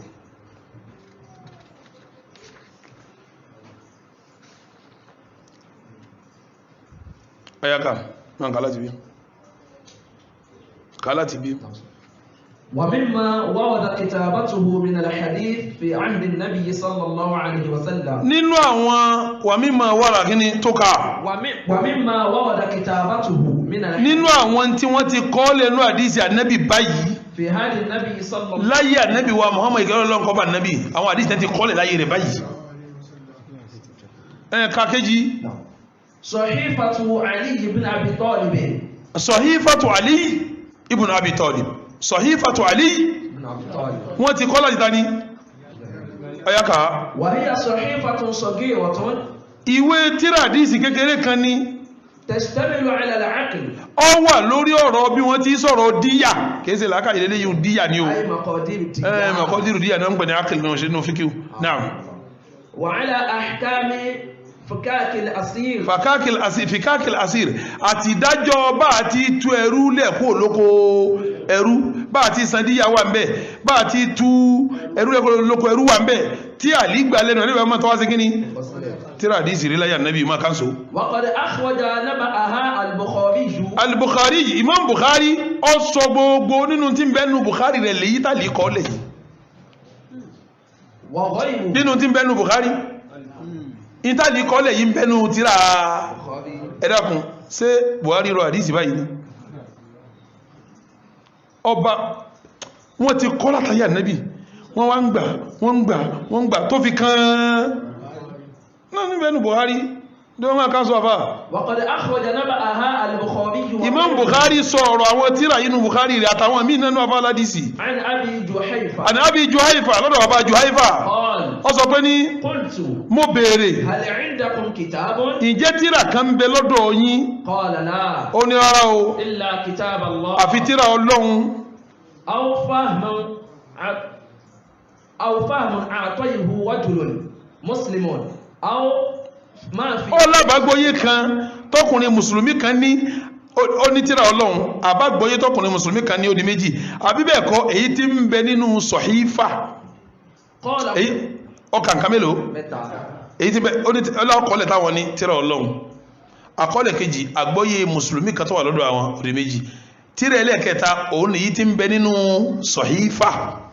ó ní mo wá bí Abu Juhayfa ní mo wá bí léèrè pé ní kí ní ń bẹ nínú Sahifa tó ń wí yìí ó wá sọ pé ní al-aql bí wọ́n ti san díyà tá Nábì sọ lọ́wọ́ ń bẹ o àti bá ti máa tú ẹrú lẹ̀ bẹ́ẹ̀ sì ni àdè torí pé kèfèrí pa mùsùlùmí káwà pa mùsùlùmí padà fún kèfèrí àwọn àdájọ́ tí ń bẹ nínú Sahifa nù àtìgbà wọn ti kọ́ bankami ẹlẹ́ẹ̀kejì ẹlẹ́ẹ̀kẹta Sahifatu Sa'd ibn Ubada sẹ́mọ̀ pé Ali ibn Abi Talib sàábé ni ọkọ̀ nǹkan láyé annabi ọkà dísílẹ̀ Sa'd ibn Ubada òun náà kọ àdísílẹ̀ láyé sallallahu alaihi wasallam faqad akhraja at-Tirmidhi Imam Tirmidhi mú wá nínú súnánì tiẹ̀ an ibn Sa'd ibn Ubada قوله نعم وجدنا في كتاب سعد أن النبي صلى الله عليه وسلم قضى باليمين والشاهد ọlá bá nínú tírà tí Sa'd ibn Abi Waqqas kọka ìláyà nẹ́bì púpọ̀ nẹ́bì máa dájọ́ pẹ̀lú ìbúra àtẹlẹ́rì anẹ́bì máa dájọ́ pẹ̀lú ìbúra àti níbo wọ́n láwọn ti rí nínú ìwé Sa'd ibn Abi Waqqas àṣẹ Ubada ní àbí Sa'd ibn Ubada barakallahu fi Sa'd ibn Ubada ó di ìwé mélòó ìwé méjì kutubuhu sallallahu alayhi wa sallam ila umara'ihi wa ummalihi nígbàtà náàbí wà láyé gbàtẹ́ ní kò sí àdísì kankan ṣe bí ìntà náàbí bá sọ náà ní jẹ́ àdísì àbí àti ń tọ́bá sí àbẹ́ẹ̀kọ́ àti tí a bá ti tí máa ń wò náà tí ó sọ̀rọ̀ àbẹ́ẹ̀kọ́ àwọn lẹ́tà tí ń kọ sáwọn umara'u rẹ̀ ń kọ́ ó sáfà àwọn èèyàn jẹ àmírù káàkiri abẹ́kọ́ ó wọ̀ lọ́jà àmírù kìí ṣé kẹ́ kọ lẹ́tà sí wọn àwọn lẹ́tà tó kọ̀ ọ́nà sáà nẹ́bì kọ́kọ́ yìí ṣé yìí wọ́n sínú àdísì ẹ̀sìn náà sákọ̀ọ́lẹ̀ fàdísì láyà nẹ́bì lẹ́tà ni sáà nẹ́bì kọ́kọ́ kàá síwájú فيما يتعلق بتدبير شؤون al-aqalim al-islamiyya tó ṣe pé bí wọ́n ti ṣèjọba àwọn ìlú islamu là nẹ́bì kọ síbẹ̀ وأحوالها àtàwọn ìṣẹ́sí àwọn jíjọba máa ṣe وبيان أحكام الدين ó sì tún sàlàyé ọ̀rọ̀ ẹ̀sìn síbẹ̀ فهي كتب كثيرة àwọn eléyìí ohun tíra tó pọ̀ ní wọ́n تشتمل tíra tó ṣe kí ni tó pọ̀ tó nẹ́bì kọ káàkiri ló fi jẹ́ sí pé bí wọ́n ti ń kọ alùkùránì nígbà náà bẹ́ẹ̀ náà wọ́n ń kọ èyí tó jẹ́ ẹ̀rí jẹ́ sí mú wá tẹ́ pé Ànábì ní la taktubu anni shay'an ghayra al-Qur'an wa ma kataba anni ghayra al-Qur'an falyamhu ẹ má dì sí wa Ànábì ní la taktubu anni shay'an ghayra al-Qur'an ẹ gbọ́dọ̀ kọ́ kankan pa mítẹ́ tẹ́sẹ̀ al-Qur'an wa man kataba anni ghayra ẹni tó bá kọ́ bí i kọlọ̀ parẹ́ ọ̀dà àdìsí ń lálàáfíà àmọ́ mansukha ni àdìsí ń lálàáfíà àmọ́ kí ni mansukha ni ọ̀dà àmín ìkan náà àwọn sàbí Ànábì ní Mákà tó bá ti rí kìíní kan yóò sáré kọ àwọn kò lè ṣe wá pè wọ́n wá sọ fún pé ẹni tó ń gba nǹkan lẹ́nu ẹ̀ tó ń kọ yìí basharun mithluk abara bíi tiẹ̀ ní yukhti'u wa yusib yóò máa ṣe mistake yóò máa ṣe dáadáa má kọ̀ nǹkan kan mọ́ ẹni ẹ wá ní fa ataitu nabiyya sallallahu ọwọ́ lọ́ba nàbẹ̀ ya Rasulullah ń kọ̀ nǹkan pa rẹ̀ àwọn kò lè ṣe kí ni wọ́n pè mí wọ́n ni má kọ́ mọ́ wọ́n ni torí èèyàn ni Ànábì ni máa kọ ogun tó wá fẹ́ kọ́ ń pa mi máa kọ́ fa inni la aqulu fil ghadabi war rida illa al haqq tí n bá ń bínú tí n bá ń yọnu ìní sọ nǹkan tó ju kọmọkọ Ànábì gíráàdì ẹ̀kọ́ máa ṣe kí ni ó di mí ni èyí ń lọ padà tẹ́kìtù bó wá ní ṣe àǹgẹ̀rẹ̀ ó ṣe kí ni ọkọ̀rẹ́ ẹlẹ́ẹ̀kejì Abu Shah kí ni mo pé ọkùnrin kan jí Abu Shah yẹn ó wà Ànábì wá nígbà tó dé Ànábì wá ń sọ̀rọ̀ bóyá hujjatul wada àti bá ṣe mistake Ànábì wá sọ̀rọ̀ ọ̀rọ̀ yẹn wá pọ̀ ọkùnrin yẹn wá rí gbogbo tá Ànábì sọ òun ò lè ha ní ọlọ́ba Ànábì pé ya Rasulallah ọ̀rọ̀ tó sọ yìí pọ̀ in sì padà lọ́lú mi in lọ jíṣẹ́ fáwọn èèyàn mi lú mi pé tí mo ń bọ̀ látọ̀dọ̀ Ànábì ni ṣé kí wọ́n kọ́ fún mi Ànábì ní ukutubu li Abi Shah ẹ̀kọ́ tí mo sọ fún Abu Shah ṣé kò ti pa látẹ́kìtù wá ní rẹ̀ nígbàtà Abu Hurairah sọ̀rọ̀ Abu Hurairah ní kò sí ẹni kankan tó gbàdí sí wá tó mi àyàfi Ibnu Umar li'annahu kana yaktubu wala aktubu li'annahu kana yaktubu wala aktubu torí pé òun máa kọ nǹkan ìmí ẹsẹ́ kí ni ojú ayé táwọn tí ń kọ́ ó di mélòó tí mọ́ kà báhùn látẹ́kùtùbú wá ní ẹ̀rí pé mansukha ni hadithun mansukha sunnatun mansukha hadithun mansukhun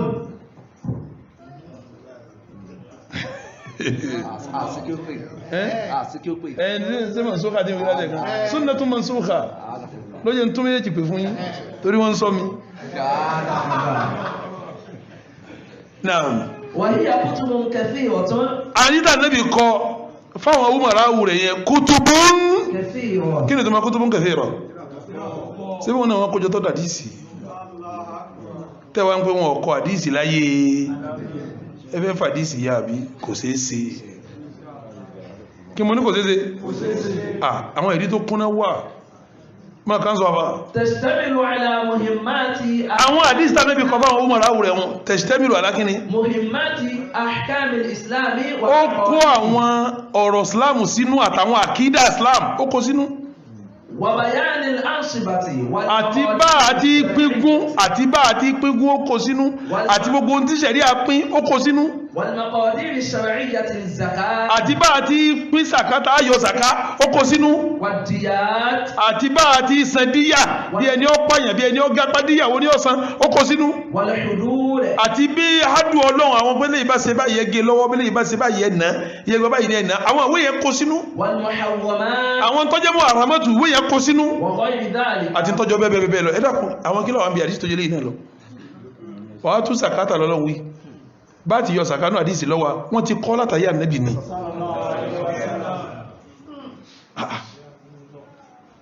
ẹgẹ́ ọwọ́ olè ní ìṣẹ̀rí àwí ibo láti gé kí ni ó ṣe tàbí gé dédé kí ni ó gbé inú súnà lọ́wọ́ wọ́n ti kọ́ látàrí ànábì ni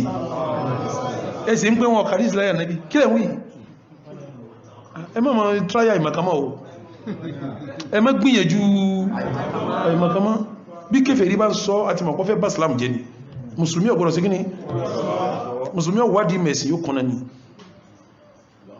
gbogbo ọ̀rọ̀ sàká ọ̀rọ̀ hudud ọ̀rọ̀ muharramat ó ti wà nínú ìwé tànábì kọ sí àwọn tí a ń ṣiṣẹ́ fún nígbà tó wà ní ayé òun làwọn eléyìí ń gbà tí wọ́n ń gbà kó tó lọ́dọ̀ àwọn Bukhari àti àwọn ìwé tó ti wà sáájú àwọn Bukhari àti Muslim ní ibẹ̀ láwọn Bukhari àti Muslim fi ṣe rẹ́fúrẹ́nsì tí a fi kọ́ tí wọn ò kọ́ lérí lásán wọn ò sì kúrọ́ wọn ní rẹ́fúrẹ́nsì àwọn rẹ́fúrẹ́nsì wọn là ń kà yìí tí táwọn kàn ṣe àwọn ṣe tẹ̀bù wíbù wá tẹ̀rẹ̀tìbù wọ́n fi báàbù sí pé báàbù kìíní ní àdìtọ́wà bẹ́ẹ̀ ó kò síbẹ̀ báàbù kìíní àdìtọ́wà bẹ́ẹ̀ ó kò síbẹ̀ báàbù kìíní àdìtọ́wà ní tí wọ́n sẹ́nu wọ́n mú tuntun wá ní tí wọ́n bá ń lẹ̀ tí wọ́n gbàdúrà àwọn sàábé tí sàábé tábì sí tábì ni wọ́n ṣe kíní bá ti gba kìrà áàtì náà mọ́ sọ àbá ومن هذه الكتب nínú àwọn tíra yìí كتاب الزكاة والديات kitabu zakati wa diyati الذي كاتب به أبو بكر الصديق Abubakar Sidiku lò ó fi ra ẹnìkan padà tó lọ gbé tíra àwọn tó fi ṣe mọ̀kátàbà fẹ́ nìkan náà وله البخاري في صحيح tọ́ Buhari padà wá mú àwọn àdísù dìyàtì wá ó mú nínú sọ̀yí Buhari níbẹ̀ nínú sọ̀yí Buhari فقد روى أبو داود والترمذي Abu Dawud àti Tirmidhi أن رسول الله صلى الله عليه وسلم كتب كتاب كتاب الصدقة. صدقة فلم يخرجه حتى قبض wọ́n là nẹ́bí tún pé àwọn èèyàn pẹ́tọ̀ mo fẹ́ sọ̀rọ̀ nípa sọ́dákọ̀ ẹ bá ń kọ́ ànábì kátàbà kìtàbà sọ́dákọ̀ ó kọ tíra nípa sádàkà fọlámù yòhùríjì wù ṣùgbọ́n kò gbé tíra wọn jáde látà tọ́lọ̀ fi pè sọ́dọ̀ kẹ́ni wọn kọ àdísì láyé àwọn eléyìí kí lápè wọn sáàdì àdísì àwọn tí wọ́n kọ láyé ànábì kí lápè àdísì ní ayé táwọn ti kọ́ ànábì kan tó pèyàn pé wọ́n bá ń kọ kìtàbù sọ́dákọ̀ bí sọ́dákọ̀ ti rí ní bí ti rí ní bí ti rí ní ọ parí ẹ̀ àmọ́ kò gbé jáde tí kú ẹbá wọn yìí tó kọ yìí náà wọ́n sàjọ tí ń jẹ́ Bukhari tí ń jẹ́ Muslim tí ń jẹ́ Sunan Abi Dawuda tí ń jẹ́ Tirmidhi tí wọ́n náà ní kò sí mi ni wọ́n sọ pé Buhari mú kan wá ń bẹ̀ kìíní kan mú kan kàmí àfá كتابه لعمرو بن حزم عامله على اليمن ó ti ẹ̀rí ká بين فيه أصول الإسلام وطريق الدعوة إليه Ànábì fún rẹ̀ ọkọ̀ ìwé sí Amuru ibn Hazim àmìlìhí على اليمن tó ní kó máa jẹ́ gómìnà wọn ní Yemen بين فيه أصول الإسلام Ànábì sàlàyé kí ní jẹ́ usulu ẹ̀sìn ó sàlàyé ẹ̀sìn tíra wọn وطريقة الدعوة إليه àtọ̀nà tá a gbà pé èèyàn lọ bí Ànábì sàlàyé ẹ̀sìn tíra wọn والعبادات ó sàlàyé ìbàdàtì síbẹ̀ وأنشطة الزكاة àti bí wọ́n ti yọ pé ìgbà wo ni sàkọ́dà tá fi yọ Ànábì sọ síbẹ̀ والجزية bá a ti gba jísíyà Ànábì sọ síbẹ̀ والديات bá a ti san díyà fáwọn tó bá dáná Ànábì sọ síbẹ̀ كتابه إلى وائل بن حجر tíra ń di mélòó ní sí tíra ti ń kọ sáwọn òsìsẹ́ nù ìwé tí ń kọ sí wọn ń tẹ́sọ̀ dàdísì náà ni ó kíyàn ni wọn kọ àdísì láyé kí làwọn eléyìí ọya kàmí كتابه إلى وائل بن حجر لقومه في حضرموت fi Hadramut في حضرموت tíra tó kọ sí ọkùnrin kan jẹ́ ń pè ní Wáìlì ibn Hajar tó ní kó fi jíṣẹ́ báwọn èèyàn rẹ̀ nílùú Hadramut lọ́nà Yaman وفيه الأصول العامة للإسلام gbogbo foundation Islam pátá ń bẹnu tíra wọn وأهم المحرمات àti ń tọ́jẹ́ mọ́ àràmọ́ ti ń bẹnu wíhun Ànábì lọ́kọ́ ẹ̀ sọ́fà كتبه صلى الله عليه وسلم إلى الملوك àwọn ìwé tí ń kọ sáwọn ọba àtàwọn èèyàn lálálálàyé يدعوهم فيها إلى الإسلام tí fi ń pè wọ́n lọ síbi ẹ̀dàkùn ta lọ́kà àwọn ìwé náà sáà Ànábì kọ́ ni anabi tó ní secretary anabi ní kíni mẹ́rin kì í ṣe ẹyọ kan bọ́bá tún wá kọ lẹ́tà tán yóò tún wá mú òkà ẹ̀ yóò fi stamp ẹ̀ sóhun lẹ́ni ọ̀kọ̀ nǹkan láyé ẹni tó mọ̀ pé wọ́n ń kọ̀ nǹkan tó wá mọ̀ pé wọ́n ń ṣe kíni ẹ wá ní ọ̀kọ̀ àdíìsì ẹ̀yìn tí ń lo stamp látòjú ayé rẹ̀ ìkílẹ̀ rí fótó sí stamp kẹ́ẹ̀sì yẹ pẹ́rẹ́ ànábìgẹ́ ní kọ̀ọ̀kan gangan àpọ́lọ̀ wá pè ní ùmíyù kọ́ láwọn tó mọ̀ parẹ́sẹ̀ jọ mọ̀ kọ́ ọ láwọn òṣìṣẹ́ tí ó ní ọ̀yẹ́ pé wákọ́wákọ́ sórí eléyìí alùkùránì ni mọ́dápọ̀ mọ́ eléyìí alùkùránì eléyìí àdísì ní ètèmí ní ọ̀yá mo fẹ́ kọ̀wé sọba bẹ́ẹ̀ iná jẹ́ máa sọ pọ́ kọ̀wé sáwọn ọba Kísírà abẹ́ ìsọ ni wọ́n lọ kọ̀wé sọba Róòmù ọkọ̀wé sí Mùkáókísì ọba Mọ́sárì ọkọ̀ nẹ́nu àwọn èyí tó kọ̀wé náà sékèsà àdísì ni sọ̀rọ̀ rẹ̀ kọ́ ẹ wá ń gbé wọn kọ àdísì láyà nàbí àfàwọn tẹ́sẹ̀rẹ̀ kan ṣé gbé ìdáka yóò kọjá tẹ́sẹ̀rẹ̀ ẹlòmí ọmọ tó àdísì náà láàmà kan sọ kutubuhu sallallahu alayhi wa sallam tàti ilà ìmúlùkù tá ń kálọ àwọn ìwé tíra ti ń kọ sáwọn lórí ẹ̀lú àwọn ọba àwọn aláṣẹ ayé káàkiri yad'uhum fiha ila al-islam tí fi ń pè wọ́n lọ bí Islam ka kitabihi ila Hirqal malik Rum ila Hirqal èyí tó kọ sí Hirqal ọba Rome wa ila al-Muqawqis ọba Masari wa ghayrihim àtàwọn tó yà bẹ́ẹ̀ lọ uquduhu wa mu'ahadatuhu ẹ̀dá kan jama ọ̀rọ̀ tó gọ̀ ní kí á là nábì ọkàn kagoto síbà nábì ń gbọ́dọ̀ Mẹ́dínà òun àtàwọn Yahudi jòkó wọ́n sà agreementi sí wọn ọ̀kọ́lẹ̀ níjọ Hudaybiya àdí ló ní kọ́mọ̀ sí kíní sí wọn ọ̀kọ́ kan jẹ́ náà gbogbo tí wọ́n kọ̀ náà kí ló kọ́ rẹ̀ Allahumma hadina fi man hadait ìsinú ti wọlé átún kò sí lọ́la kí mọ́ látún sí ẹ tètè dé o ó yẹ kí yọ sálàyé bó ti jẹ́ o Allahumma hadina fi man hadait wa afina fi man afait wa tawallana fi man tawallait wa barik lana fi ma atait wa qina wasrif anna bi rahmatika sharra ma qadait fa innaka taqdi bil haqqi wa la yuqda alayk ربنا لا تزغ قلوبنا بعد إذ هديتنا وهب لنا من لدنك رحمة إنك أنت الوهاب ربنا آتنا من لدنك رحمة وهيئ لنا من أمرنا رشدا اللهم لا تضل لنا في مقامنا هذا ذنبا إلا غفرته ولا هما إلا فرجته ولا دينا إلا قضيته ولا حاجة من حوائج الدنيا والآخرة إلا قضيتها ويسرتها يا رب العالمين اللهم تقبل صيامنا وقيامنا وسجودنا وركوعنا واعتكافنا وصدقاتنا وزكواتنا وسائر أعمالنا يا رب العالمين اللهم صل على محمد وعلى آل محمد كما صليت على إبراهيم وعلى آل إبراهيم إنك حميد مجيد وبارك على محمد وعلى آل محمد كما باركت على إبراهيم وعلى آل سبحان ربك رب العزة عما يصفون وسلام على المرسلين والسلام عليكم ورحمة الله